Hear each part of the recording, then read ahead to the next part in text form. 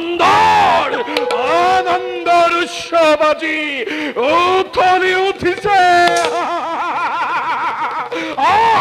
দুৰ্দান্ত দুৰ্দান্ত খাদ্যল দেখা হৰিণীৰ দলে আতুৰাত আতুৰাত শত্ৰু সেনা সঘনে কঁপিছে কৰ্ণ যুধিষ্ঠিৰে কৰে ভীষণ সংগ্ৰাম কিছে যুধিষ্ঠিৰ অংগৰাজ হত্যা কৰা দয়া নাই ক্ষমা নাই ধৰ্মৰাজ বলি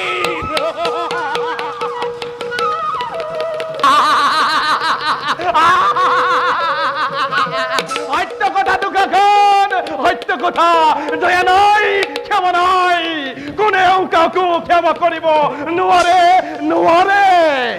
স্বৰ্গৰ দেৱতা কিন্নৰ মৰ্ত্যৰ মানৱ দুখাখনে কৈছে শুনা হত্যা কৰা দয়া নাই ক্ষমা নাই ধৰ্মৰাজ বুলি দয়া নাই ক্ষমা নাই আৰু ময়ো কওঁ বাগিন বুলি পুৰুৰাজ বুলি দয়া নাই ক্ষমা নাই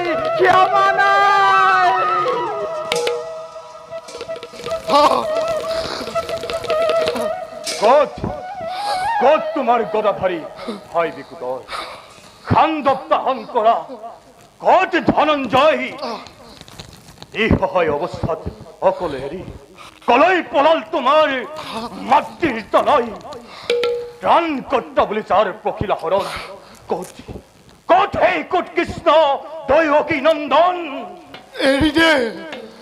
এৰি দে হেনো ৰাধৰ নন্দন যদি পুনৰবাৰ মৃত্যুদণ্ড তোক দেও বহাৰ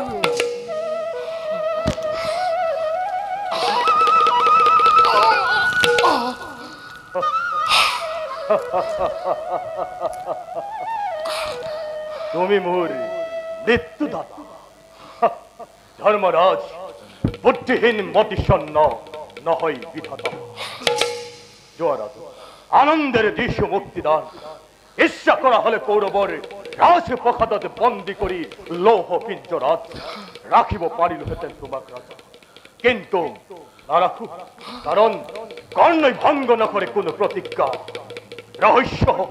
রহস্য তার জীবনের হার তুমি মোর প্রতিদ্বন্দ্বী নাছিলা রাজা পাঠ্য গুডেশী মোর চলিছিল রথ তুমি আহি আগুৰিলা সন্মুখত পথ তোমাৰ বাবে হেৰালা যে মোৰ হাতৰ শিকাৰ নহলে নোপোৱাহেঁতেন তুমি এনে তিৰস্কাৰ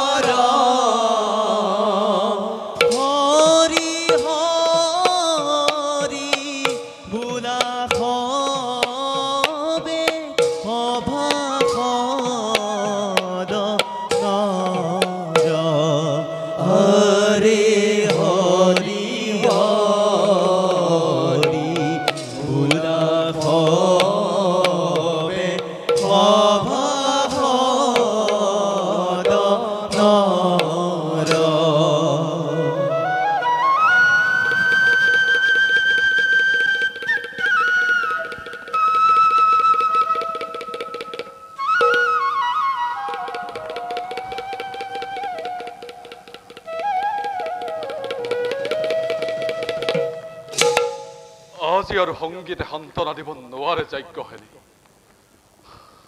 কিয় নাট?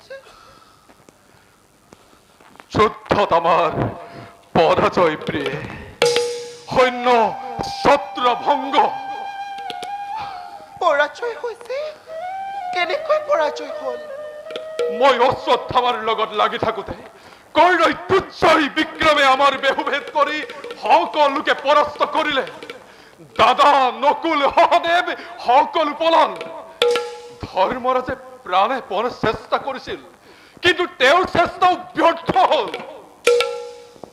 সেইবাবে আপোনালোকে অলপো চিন্তা নকৰিব। আপোনাসকল ভালে থাকিলে কৌৰৱে আমাক একো কৰিব নোৱাৰে। হ'ব পাৰে কৃষ্ণ, কিন্তু আজি মই ধৰ্মৰাজৰ আগত কেনেকৈ মুখ দেখুৱাম? কি বুলি দাদাক মই প্ৰভূত দিম? মই যদি গুৰুপুত্ৰৰ লগত ব্যস্ত নাথাকি কৰ্ণক প্ৰতিৰোধ কৰিলোহেঁতেন। অনুতাপ কৰিলে কি হ'ব নাট? হোৱা কথা হৈ গ'ল। আক্ষেপ কৰি লাভ নাই সঁচা, কিন্তু আজিৰ জয়ে অভিমানী দুৰ্যোধনৰ তেজ দুগুণে বহাব। প্ৰতিথিৰে পৰাস্ত হৈ ভগ্নোধাই হোৱা কুৰুসেনাৰ উৎসাহ দুগুণে বহাব। সেইদিনৰ পৰাজয়ে আমাৰ সেনা হতাশ কৰিব নোৱাৰে নাট। যদি ধৰ্ম আছে, যদি পাপ পুণ্যৰ বিচাৰ আছে, তেন্তে সেই পৰশ্বপহাৰী দুৰ্যোধনৰ শেষ ফল শোচনীয় হ'বই হ'ব। তোমাৰ কথাই যেন সত্য হয় কৃষ্ণ। প্ৰিয়তম, প্ৰিয়তম, হোৱা মহাৰাজ আহিছে। আহিছে? যোৱা, তুমি শুশ্ৰূষাৰ আয়োজন কৰা।